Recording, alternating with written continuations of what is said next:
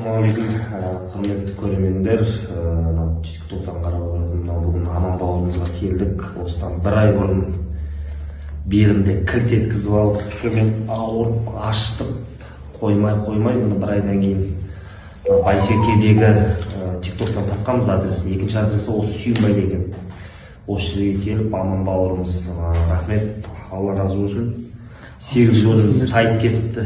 8 көз тайып кетіп, сол 8 көзді орнына келтірді. Хиджабы жасаттым.